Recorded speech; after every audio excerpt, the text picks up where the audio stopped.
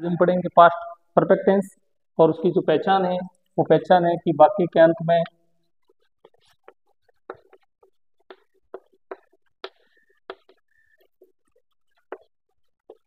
चुका था, चुकी थी, चुके थे आते हैं। इंग्लिश में इसकी पहचान है कि इसके अंदर जो हेल्पिंग वर्ब है वो आती है हैड, और जो मेन वर्ब है वो आती है वर्ब की थर्ड फॉर्म, यानी कि हैड प्लस वर्ब की थर्ड फॉर्म इसमें आती है। हैड है तो सभी सब्जेक्ट के साथ में, सभी सब्जेक्ट के साथ,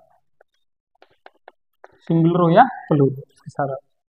अब इसके जो यूजेज हैं, एडवर्ब और यूजेज हैं, तो यूजेज क्या है कि इसके अंदर जो भूतकाल के अंदर दो कार्य होते हैं, भूतकाल में दो कार्य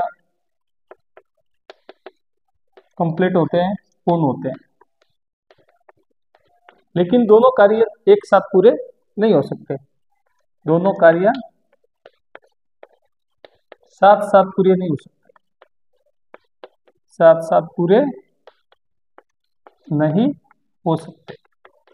यानी क्लोज होता है और क्लोज के अंदर एक वाक्य पहले होगा और दूसरा वाक्य बाद में होगा। जैसे मैंने लिखा है कि राम अपना कार्य पूर्ण कर चुका था।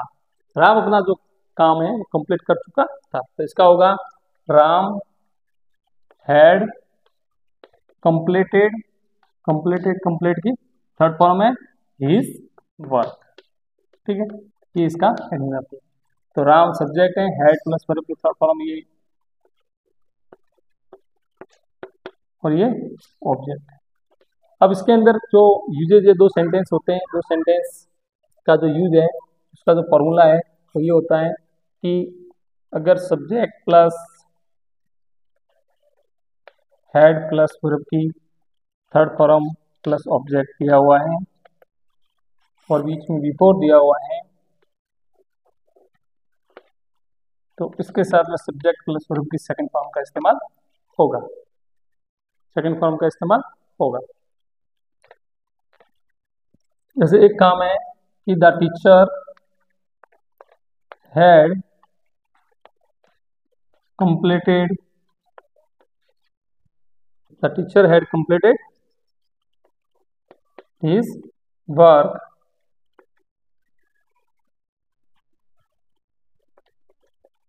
the students came there। ठीक है, तो इधर है वो हेड प्लस वर्ब की थर्ड फॉर्म है और इधर है वो केम है वो सेकंड फॉर्म है। ठीक है, मैंने यहाँ पे दो सेंटेंस लिखे हैं, जो मोस्ट इंपोर्टेंट सेंटेंस है। क्या लिखा है? The patient had died before the doctor arrived. तो इसके अंदर जो बिफोर है ये पहला वाला क्लोज है, पहला सेंटेंस है, और बिफोर के साथ में ये जो दूसरा है वो दूसरा सेंटेंस है।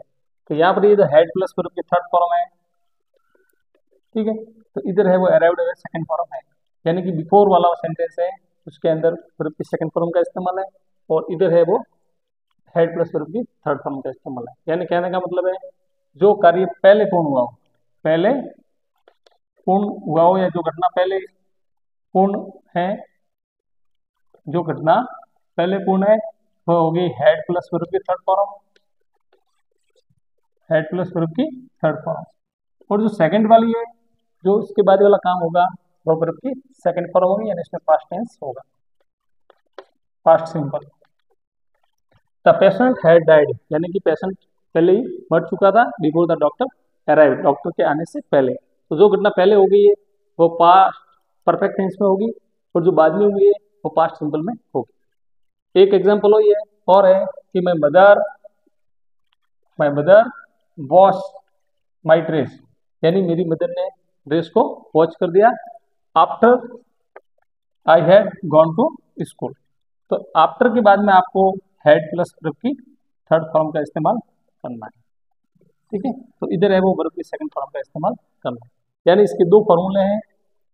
ठीक है, एक पहला फॉर्मूला है कि अगर एक हैड प्लस वर्ब की थर्ड फॉर्म का इस्तेमाल है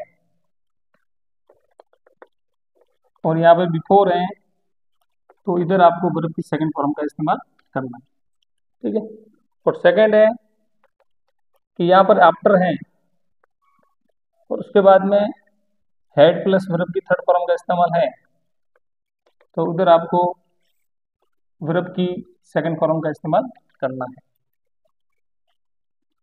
ठीक है। तो इस टाइप से है वो सेंटेंस हमें ध्यान में रखना है।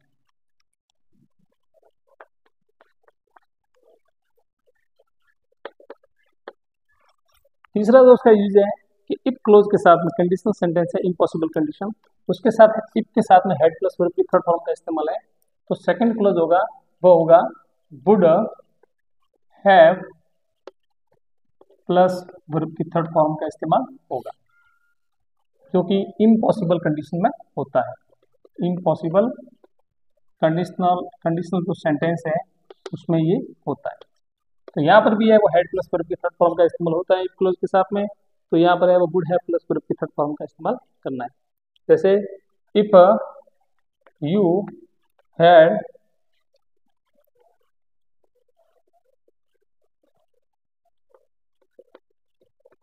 completed his course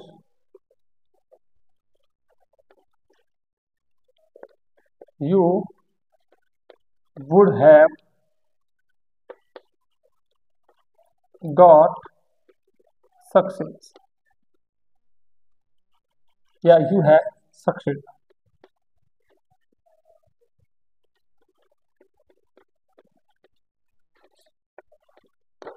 ठीक है। तो इस टाइप से ये सेंटेंस है तो होगा, ये कंडीशन में है। आज अपना पास्ट परफेक्ट टेंस कंप्लीट हो गया।